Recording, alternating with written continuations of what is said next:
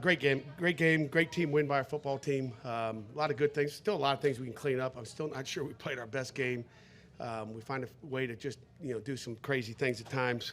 That's kind of who this 22 team has been. But a lot of great players. I thought the defense played outstanding. I mean, they were all over the place. Besides that one last big pass thrown to a gateway guy, I believe. It was a heck of a game. Had some great plays in the game. Obviously, we're without our tailback Izzy. Expect him back ready to roll next week. I loved how Sebo ran. Obviously, Rodney was good, and we were able to do it with another guy out. So, questions.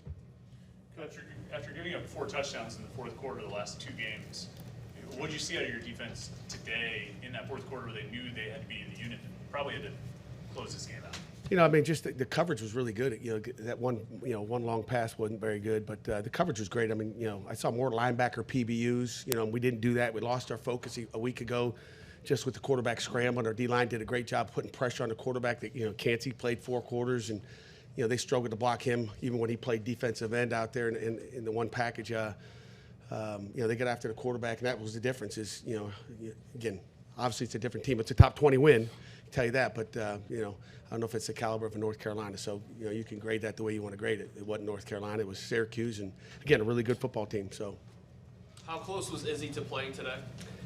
You know what? He didn't practice this week. I thought, Tuesday, taking a day off on Tuesday, he was sore, and I figured, Izzy, he heals really well, really quick.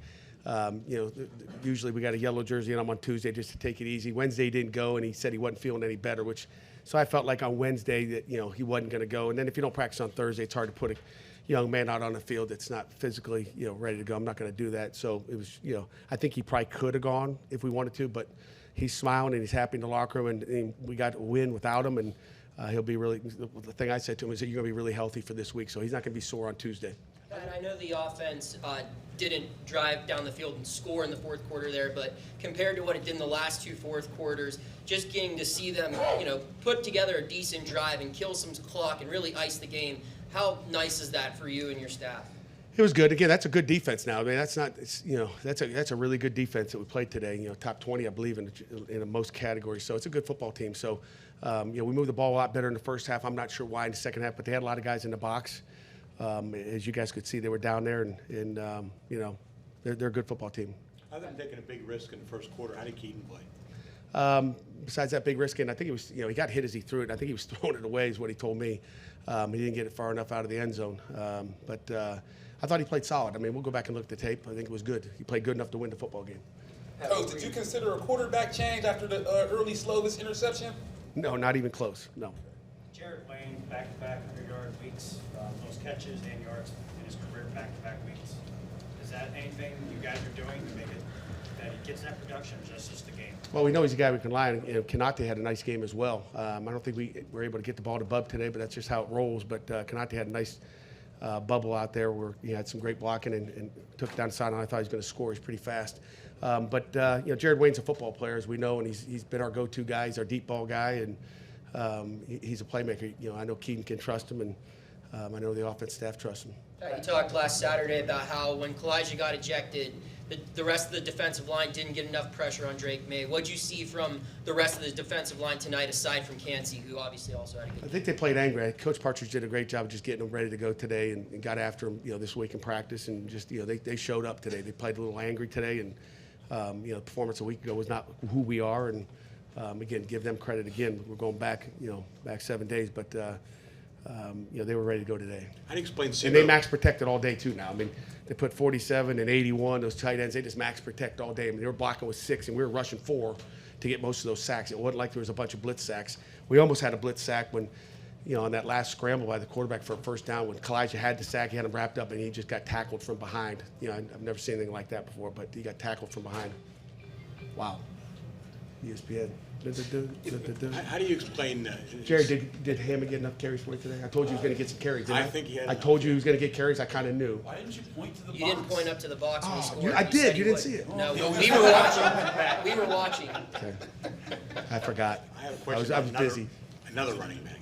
point for you right See, now. Sebo, how do you explain him all of a sudden, coming off It's the not all of a bench? sudden. I mean, you got Izzy, you got Rodney, who was out, and Sebo's a good football player. He got some juice to him. And I just love he plays in games like he practices. And again, you got a deep position there.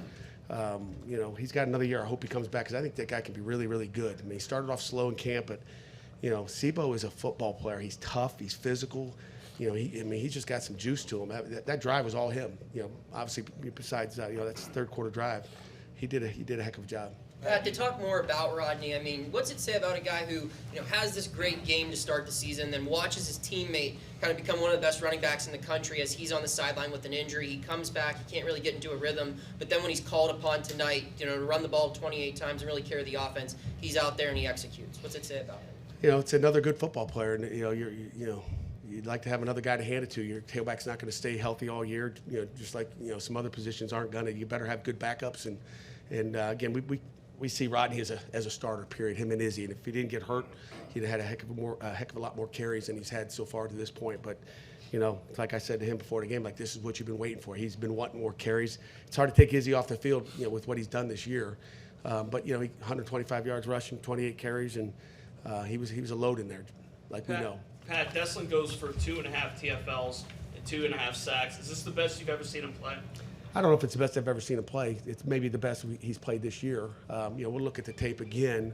Hate to make that decision, but Deslin's great. I mean, we've played some athletic quarterbacks this year, guys. You go down the list of who we've played. I mean, those guys have avoided some sacks, and you give the quarterback some credit through the years. But Deslin's played well. I don't think it's the best he's played. He's a good football player. Pat, what were you able to do off that question? The way the defense performed tonight, absent of stats, is this one of the best defensive performances in terms of just physically dominating the interior that you remember from a Pitt team? You know what? No, I mean, we've had some dominating performances since I've been here. It's been 8 seasons in. That was a good performance. I've seen better, I think. I mean, I don't know what the yardage was. I don't know what the best yardage since I've been here. But it was a good performance. It was I'm writing down every series. There was I wrote 3 and out a lot. That first drive, they went down the field with penalties. I mean, if we had a face mask, we had a PI that I thought was whatever. We kind of gave them some yardage and penalties on the first drive just to get their field goal. But to hold them to 3 field goals, that's a good defense. Pat, this is the second year in a row that you guys have faced Sean Tucker from Syracuse when he's been averaging over 90 yards per game. He's been dominating the rest of college football, and he comes here and you guys hold him to less than 20 yards rushing. What is that? What did you guys have to do? What did you see from your guys take on the challenge of facing an athlete like that? Again, it's called execution. We talked to our guys about not playing 4 quarters, playing one play at a time, and playing every minute to win it. And our guys, we didn't focus too much on just the fourth quarter and what we got to do in the fourth quarter to win. It was just like one play at a time and move on to the next and go. And that's what our guys did today. I mean, we had that crappy punt in the fourth quarter, and it's like, are you kidding me? And our defense went out there, went 3 and out. They went to kick a field goal and missed it too. And again, got a couple of TFLs or whatever on that series. It's just that's dominating defense. That's what we expect every weekend. You got to pay attention to details. Pat, speaking of punters, I think you guys used 3 different ones. Was there a certain scenario? It seems like you maybe like Vanderhaar when you're trying to pin deep there and Junko to just boot it further downfield. Yeah. I mean, obviously Cam had the ugly one. It was a little bit of a high snap by Byron, but he got it down. There was no pressure. He just got to punt the ball. That was ugly. And Junko came in and did a great job. But Sam was he's been our sky punt guy that again he was really 1 for 1. The other one was not very good. We had a penalty on that play again. That punt returner did a great job, and it looked like he was catching it, and Carter Johnson hit him, and I was kind of like, what are you doing? But it was I looked at the replay. It was a great fake. I think he thought he had the ball, and he was doing what PJ O'Brien did at the end there. But I guess we can't fall for the fakes. But he was just trying to make a play. But Vanderhaar's been our sky punt guy. He's been excellent at it all year. We were going to, the last 2 weeks we've evaluated Cam Guest just on how his sky punts were. We do a big sky punt period on Fridays, and we just said we're going to go with, that's what he's good at right now. And he dropped one at the 1, which was good. No problem. Yeah, Coach, in addition to, of course, we know what Rodney Hammond did, but what about his backup, Sebo Flemister, his 43 yards and a touchdown, his addition? Yeah, I mean, that one drive Sebo had was, I was so happy for him, it's not easy sitting there watching Izzy, watching Rodney. He had his opportunity to go out there and show, hey, I could deserve, a package. I deserve, some more carries. And again, it's hard to, dish them all out. Somehow we got to get 3 tailbacks on the field at one time, I guess. But he's tough, he's physical, and And I love how he practices every day. He played the way he practices every single day. Pat, a lot of the guys in that locker room have won a lot of games with you, but were they a little bit more excited than normal after this win, considering the rough month of October you guys just went through? Not really. I mean, it was it was the same as normal. They're upset when you lose, and they're happy when you win. I didn't see any more excitement in there. Same, moving on to the next. Cup final before we get to our player representatives. Anyone else? Pat, what was the thought process behind that trick play where Jared threw that interception? Oh boy, should have thrown it away. They were in zone coverage. I won't get into details, but it was. He's got a great arm too. If he throws it long and outside, maybe we got a shot. But we got in the red zone twice and didn't come away with points. So we moved the football, but it was not good. I'll just put it on me. Blame me. Pat, can a 6-sack performance where you guys allowed just 25 yards rushing, can that be the spark that your defense needs to get back into playing the type of aggressive football that wins you guys football games down the stretch? I hope so. I mean, I hope it gives them a little bit of confidence and they get their swag back, I guess, as far as getting to the quarterback, you hope. But, next week's another game against a Virginia team that almost knocked off North Carolina today. I think they got awful close at the end. I don't know what the final score was, but, we got another battle. We got to go on the road, noon game. We got an hour drive. We're already thinking about the next, I think we're staying in Richmond. We got an hour drive to the stadium because there's no hotels in Charlottesville. But just working on the next. Great, Coach. Did you have one? Yeah, Pat, one more if you don't mind.